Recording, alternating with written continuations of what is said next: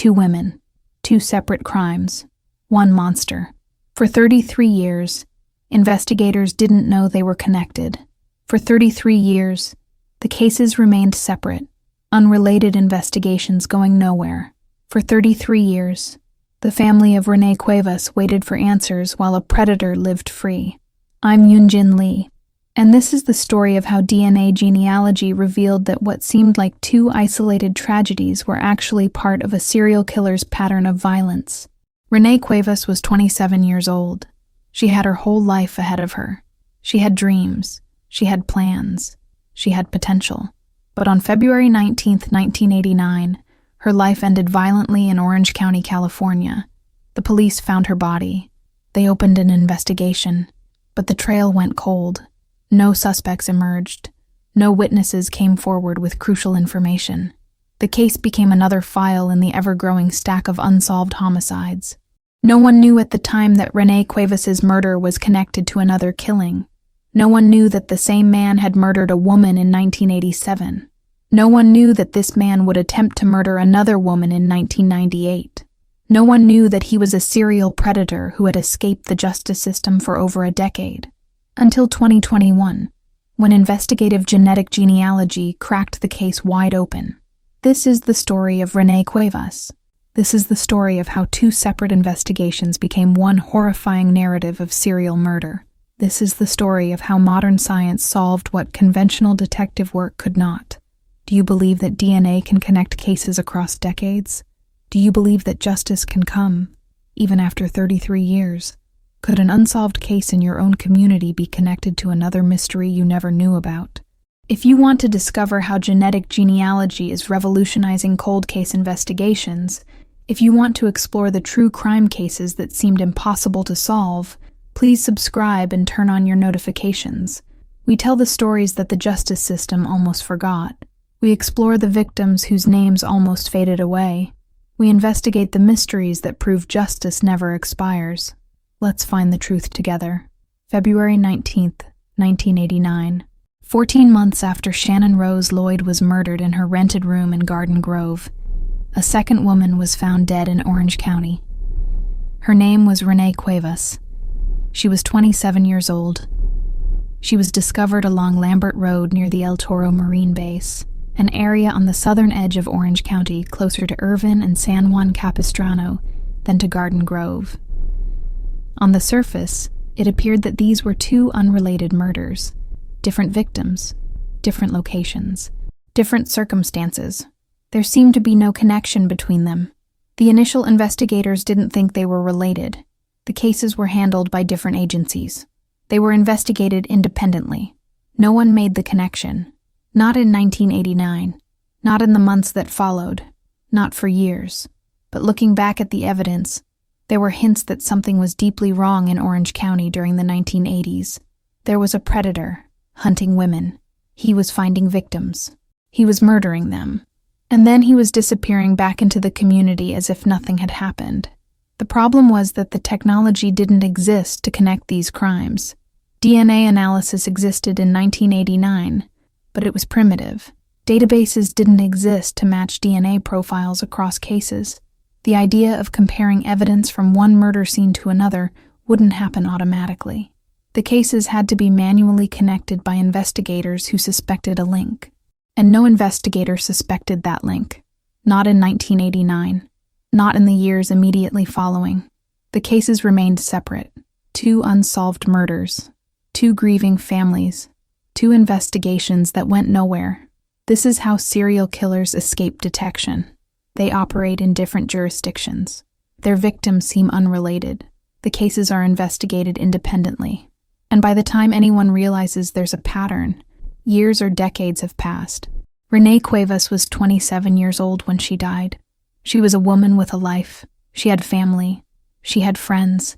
She had dreams and aspirations.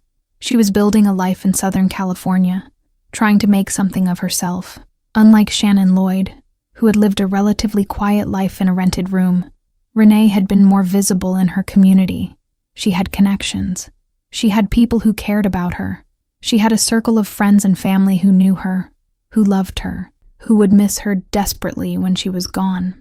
But Renee also had vulnerabilities. She was a woman living alone in Orange County during a time when predators roamed freely. She went places. She was out in public. She was accessible. The exact circumstances of her life in the months leading up to her death are not fully documented in the public records that would later be released. What we know is that on February 19th, 1989, she was found dead. Her body was discovered along Lambert Road, near the El Toro Marine Base. The location suggested that she had been killed, and then her body had been left at this roadside location. This was different from Shannon Lloyd's death, where the victim had been killed in her own bedroom. But the violence was similar. The brutality was similar.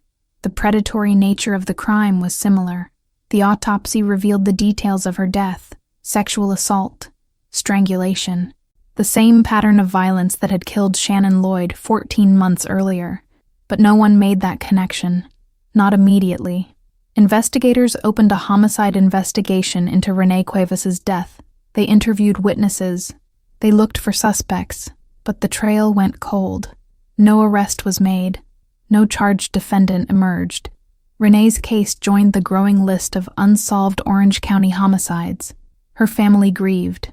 Her friends mourned. Her community was shocked. But as weeks turned into months and months turned into years, her case was relegated to cold case status. She became a statistic. Another unsolved murder. Another victim whose killer remained at large. But she was more than a statistic. She was a woman. She was a person. She was someone who deserved justice. And she would eventually receive it, but only after 33 years of waiting. In 1987, Detective Chuck Gibbs and the Garden Grove Police Department investigated Shannon Rose Lloyd's murder. In 1989, different investigators from different agencies investigated Renee Cuevas' murder. The two investigations were completely separate. They were run independently. There was no communication between the investigating agencies about the possibility that the murders were connected. This was not unusual at the time. In 1989, there was no automated system that would flag similar cases and alert investigators to possible patterns. Each police department worked within its own jurisdiction. Each case was investigated on its own merits. The idea of a centralized database that could automatically identify connections between cases didn't really exist, so Shannon Lloyd's case was filed away in Garden Grove Police Department records. Renee Cuevas' case was filed away in Orange County Sheriff's Department records. They were never compared. They were never connected. They were never thought to be related. Years passed. The investigations remained cold. No breakthroughs occurred. No new evidence emerged. The cases stalled, frozen in time, waiting for something that wouldn't come for decades. Families of the victims waited for answers. They called the police station regularly, asking for updates. They attended community meetings. They appealed to the media for help. But the investigations yielded nothing. Meanwhile, the killer was living his life. He was working. He was going places. He was not in prison. He was not being hunted. He was not a suspect in either case. He thought he had committed the perfect crimes. He didn't know that years in the future, technology would betray him. He didn't know that genetic genealogy would eventually expose him. He didn't know that DNA evidence he had left at both crime scenes would eventually connect him to his murders. But that technology didn't exist yet. For now, he was free. Years became decades. The 1990s were a transformative decade in America. The internet was invented. The Cold War ended. The economy boomed. New technologies emerged. Life changed dramatically. But for the families of Shannon Lloyd and Renee Cuevas, life changed very little. Their loved ones were still dead. Their questions were still unanswered. Their pain was still fresh. Every year on the anniversary of their deaths, the families grieved anew. Every birthday that passed reminded them of how old their loved ones would have been if they had lived. Holidays were painful. Celebrations without them felt incomplete. The cases remained cold. The police departments kept the files open officially, but there was no active investigation. Other crimes demanded resources. Other victims' families needed attention. Shannon and Renee's cases moved lower and lower in the priority list. Renee's family aged. Some family members died without ever seeing justice for Renee's murder. The pain never healed. The questions never were answered. Shannon's son grew up without his mother. He grew into adolescence, then adulthood, always knowing that his mother had been murdered when he was young, but never knowing who had taken her from him. The years accumulated.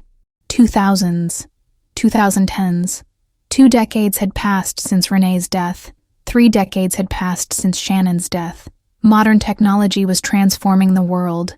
The internet became ubiquitous. Cell phones became smartphones. DNA science advanced dramatically, but the cases remained unsolved. Cold cases stayed cold until something changed. In 2003, 14 years after Renee Cuevas' murder and 16 years after Shannon Rose Lloyd's murder, a significant discovery was made. The Orange County Crime Lab, which had been conducting DNA analysis on cold cases and comparing results across crime scenes, made a crucial connection. DNA evidence from Renee Cuevas' 1989 murder matched DNA evidence from Shannon Rose Lloyd's 1987 murder. The same man had killed both women. This was a pivotal moment. It meant that what had been thought to be 2 separate, isolated homicides was actually part of a pattern. It meant that a serial killer had been operating in Orange County in the 1980s. It meant that the 2 investigations should be coordinated. It meant that investigators should be looking for a man who had murdered at least twice. But even with this knowledge, solving the case remained difficult. The DNA profile of the killer was entered into law enforcement databases. The Combined DNA Index System, CODIS, was searched for matches, but there was no hit. The killer had never been arrested for a crime serious enough to require him to submit his DNA to the system. So investigators knew that the murders were connected. They knew that a serial predator was responsible, but they didn't know who he was. The cases remained unsolved, but now they were understood to be linked. This knowledge, while not immediately leading to an arrest, was still important.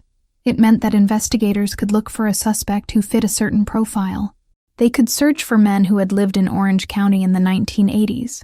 They could interview men who had been in the area during both crime periods. But without a suspect to match against the DNA, the investigation again went cold. The connection between the cases was known, but the killer's identity remained a mystery.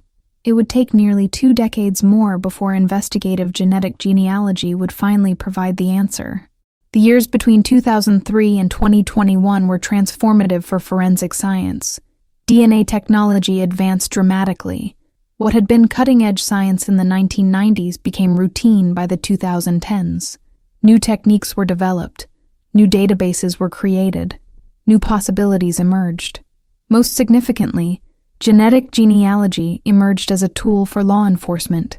In 2018, investigative genetic genealogy gained widespread attention when it was used to identify Joseph DeAngelo, the Golden State Killer. DeAngelo had eluded law enforcement for decades, but through genetic genealogy, he was finally identified and arrested. The technique was revolutionary.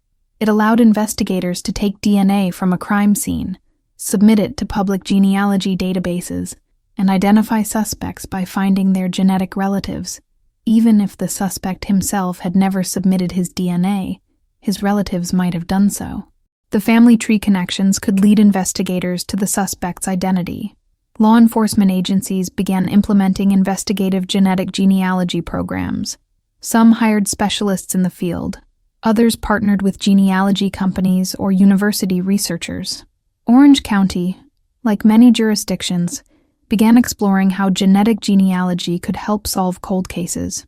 In 2021, more than 3 decades after the murders of Shannon Lloyd and Renee Cuevas, the Orange County District Attorney's Office established an investigative genetic genealogy unit specifically dedicated to using this technology to solve cold cases.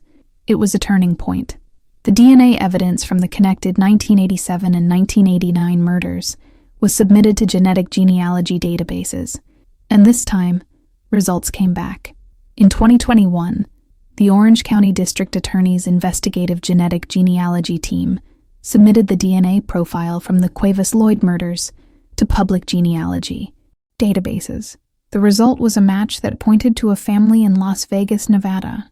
The genealogy team analyzed the family tree. They traced the connections between DNA relatives. They used standard genealogy techniques to work backward through the family structure, and they identified a possible suspect: Reuben J. Smith. Reuben Smith had lived in Orange County during the 1980s. He was the right age. He was in the right place at the right time. The genetic genealogy analysis suggested that he was likely the source of the DNA evidence from both crime scenes. But the investigators still needed to verify this finding. They searched for Reuben Smith's history, and they found something significant. In 1998, 9 years after he had murdered Renee Cuevas, and 11 years after he had murdered Shannon Lloyd, Reuben Smith had been arrested in Las Vegas. The arrest was for sexual assault and attempted murder. He had attacked a woman in Las Vegas. He had sexually assaulted her. He had attempted to murder her, but she had fought back. She had survived. She had reported him to the police, and when he was arrested, DNA was collected. That 1998 DNA sample from Las Vegas was compared to the DNA evidence from the Lloyd and Cuevas crime scenes. It was a perfect match. Reuben J. Smith, the man identified through genetic genealogy, had the exact same DNA profile as the killer who had murdered Shannon. Rose Lloyd in 1987 and Renee Cuevas in 1989. The mystery was solved. The killer's identity was revealed through the combination of investigative genetic genealogy and DNA matching. But there was a complication. The investigations discovered that Reuben J. Smith had died by suicide on October 31, 1999. He had taken his own life 11 years before he was identified as a killer. There would be no trial. There would be no conviction. There would be no opportunity for him to deny the charges or to be judged by a jury. But his crimes were identified. His victims were finally acknowledged. Justice, in a sense, had been served, even though it came without a trial. For 33 years, Renee Cuevas' death was a mystery. She was found on February 19, 1989, and for 3 decades, her family didn't know who had killed her. They didn't know why. They didn't know if it had been random or targeted. They didn't know anything.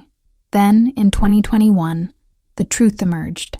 Renee Cuevas had been murdered by Reuben J. Smith, a serial predator who had also killed Shannon Rose Lloyd in 1987 and attempted to kill another woman in 1998. This knowledge brought a complicated mixture of emotions to Renee's family. There was a measure of closure. They finally knew who had taken Renee from them. They finally knew that investigators had cared enough to use cutting-edge technology to identify her killer. But there was also the painful reality that Reuben Smith was already dead. There was no trial. There was no justice in the traditional sense. There was no opportunity to hear a jury declare him guilty. There was no sentence to be served. There was no public accountability in the courtroom. What Renee's family did have was the truth, and they had the knowledge that her case, along with Shannon Lloyd's case, was being publicized, that her story was being told, that her name was being remembered. In July 2022, when the Orange County District Attorney announced the resolution of these cold cases, Renee's story was part of that announcement. She was acknowledged as a victim of a serial killer. Her murder was recognized as part of a pattern of violence. District Attorney Todd Spitzer said, "The justice that every victim deserves was hidden away in DNA."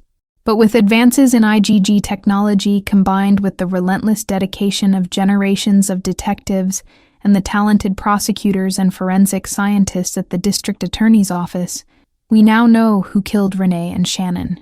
Renee Cuevas' name was finally linked with justice.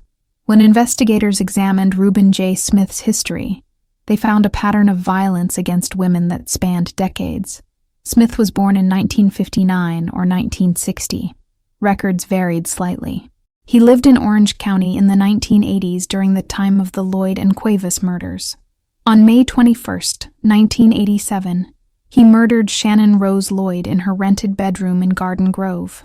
On February 19, 1989, he murdered Renee Cuevas along Lambert Road near El Toro. For about 9 years after Renee's murder, There was no indication of additional violent crimes attributed to Smith, but this could have been because he was not committing crimes. Or it could have been because he was committing crimes and not being caught. Then, in 1998, his criminal behavior caught up with him. On a night in July 1998, he attacked a woman in Las Vegas, Nevada. He sexually assaulted her. He attempted to murder her by strangulation, just as he had done with Shannon and Renee. But this time, his victim fought back. She resisted. She managed to survive, and she reported the attack to police. Reuben Smith was arrested. DNA was collected. A profile was created and stored in law enforcement databases. He was charged with sexual assault and attempted murder. He entered the criminal justice system, but he did not face trial for the Shannon Lloyd or Renee Cuevas murders. Those cases remained unsolved at the time, and there was no indication, yet, that he was connected to them. He served time for the 1998 Las Vegas assault and attempted murder. But then, on October 31st, 1999, before his potential release or while still incarcerated, he died by suicide. He took his own life, rather than face the consequences of his crimes. He was 39 years old. If he had lived, if he had been identified years later as the killer of Shannon and Renee, he potentially could have faced additional murder charges in California. He potentially could have been prosecuted for the 2 Orange County murders, but he chose to end his life first. So the serial predator was dead. His victims were identified, and his pattern of violence was exposed by modern science. The resolution of the Renee Cuevas and Shannon Rose Lloyd murders in 2021-2022 through investigative genetic genealogy became a landmark case in how law enforcement approaches cold cases. It demonstrated that even decades-old crimes could be solved through the combination of preserved DNA evidence and modern genealogy technology. Orange County District Attorney Todd Spitzer announced that his office had solved 4 homicides through investigative genetic genealogy since implementing the program. The resolution of the Lloyd and Cuevas cases was part of that success. "Justice does not have an expiration date," Spitzer declared. That became the motto of the cold case revolution. Across the United States, law enforcement agencies began implementing or expanding investigative genetic genealogy programs. Universities began offering training and research opportunities. Forensic scientists became experts in the field. Private genealogy companies began partnering with law enforcement. What had seemed impossible, solving crimes from decades past, suddenly became possible. The Reuben J. Smith case became a famous example of what genetic genealogy could accomplish. It showed that a serial killer could be identified even after his death. It showed that multiple victims could be connected through DNA evidence. It showed that a predator's pattern of violence could be exposed and publicly acknowledged. More than that, it showed that technology could finally catch up with crime. For decades, serial killers had evaded detection by operating in different jurisdictions, preying on victims who seemed unrelated, leaving behind biological evidence that couldn't be analyzed in time. But modern genetic genealogy changed that. Now, even if a suspect had never been arrested, even if he had lived his whole life without submitting DNA to any database, he could still be identified through his relatives' DNA. No perfect crime anymore. No hiding place beyond the reach of science. 33 years. That's how long Renee Cuevas' family waited for answers. For 33 years, they didn't know who had murdered their loved one. They didn't know why. They didn't know the identity of the man who had taken her life. They knew pain. They knew loss. They knew the terrible emptiness that comes when a loved one is killed, and the world doesn't care anymore because the news cycle has moved on. Then, in 2021, science provided the answer. Renee Cuevas had been murdered by Reuben J. Smith, a serial predator who had also killed Shannon Rose Lloyd and attempted to kill a 3rd woman. This knowledge brought closure, a complicated closure, but closure nonetheless. The case was no longer a mystery. The crime was no longer a statistic in the growing list of unsolved murders. The victim was no longer forgotten. Renee's story was told. Her name was remembered. Her death was acknowledged as the work of a serial killer who had been identified through modern science. If Renee could speak, What would she say? Perhaps she would say, "Thank you for solving my case. Thank you for identifying my killer. Thank you for refusing to forget me." Perhaps she would say, "The technology took so long to catch him, but at least justice finally came. At least my family finally knows the truth." Perhaps she would say, "Remember my name. Don't let me be forgotten. Don't let other victims be forgotten." What do you think about Renee's case? What do you think about investigative genetic genealogy?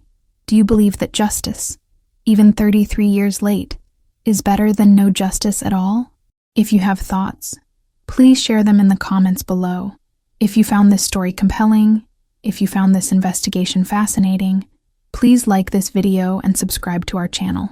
We are dedicated to telling the stories of victims like Renee Cuevas, the stories of women whose names were almost forgotten, the stories of families who waited decades for justice. We believe that no victim should be forgotten. No case should be closed without investigation. No predator should escape the reach of justice forever. This is Yoonjin Lee, and this has been the story of Renee Cuevas and how DNA finally revealed the truth of her murder. Thank you for remembering her name. Thank you for believing that justice matters, even when it comes late.